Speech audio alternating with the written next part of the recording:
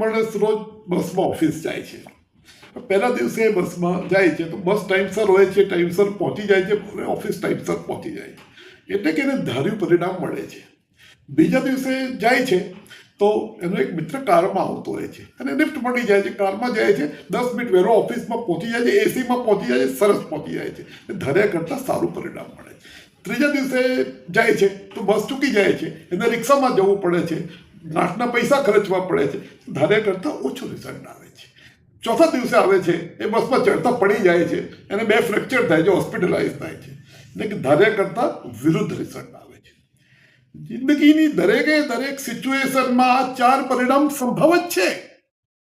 તમને ધાર્યું પરિણામ મળે, ધાર્યા કરતાં વધારે મળે, ઓછું મળે, અથવા ધાર્યા કરતાં વિરુદ્ધ પરિણામ મળે. એ તમારા હાથમાં નથી. આજે નહીં તો કાલે આ થવાનું જ છે. કોઈ પણ પરિણામ આવી શકે. અને જો તમારી તૈયારી એવી જ હોય કે ભાઈ મને હંમેશા ધાર્યું પરિણામ જ મળવું જોઈએ, તો પછી તમારી ભાગેડું, પછી જ્યારે ધાર્યું પરિણામ ના મળે એટલે તમે પછી ખસકવાની વૃત્તિ રાખશો. તમે એવું જ વિચારો કે મને ધાર્યા કરતાં વધારે જ પરિણામ મળવું જોઈએ, તો તમારી જ્યારે ના મળે ત્યારે ખસકવાની.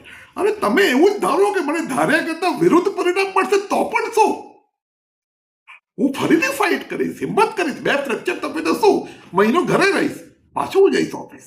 જિંદગીમાં હું નિષ્ફળ થઈશ તો શું, નિષ્ફળતા શું છે, કોઈ નિષ્ફળતા જેવું છે જ નહીં. કોઈ એક્શનનું કોઈ રિઝલ્ટ છે, પરિણામ છે. એ પરિણામ પછી ફરીથી એક્શન તો ફરી પરિણામ આવશે.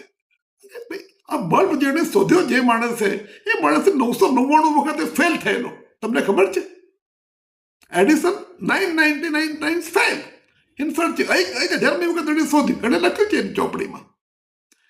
એ સફળ માણસ ગણાય છે, નિષ્ફળ નથી ગણાવતો. પણ 999 વખતે ના શોધી શક્યો બલ્બ. આઈન્સ્ટાઈને E=mc² એમને એમ શોધું, 10,000 વખતે ફેલ થયેલો. એનર્જી ને માસનું રિએક્શનની કલ્પના કરવી એટલી અઘરી હતી. એ માણસ કેટલી બધી વખત ફેલ થયો હશે.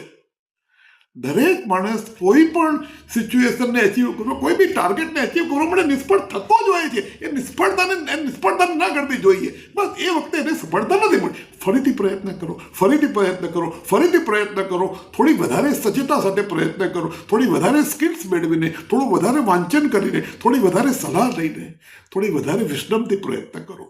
ચોક્કસ રિઝલ્ટ મળશે. આવું કરવાથી ધીરે ધીરે ધીરે જે ભાગેડું વૃત્તિ છે એ ખલાસ થઈ જાય છે. ભાગેડું વૃત્તિ છે એનું એકત્રીકરણ જ એનું સુસાઇડ તરફ. એટલે ભાગેડી વૃત્તિને ખસેડવાની વાત છે, સુસાઇડને ખસેડવાની વાત નથી આમાં.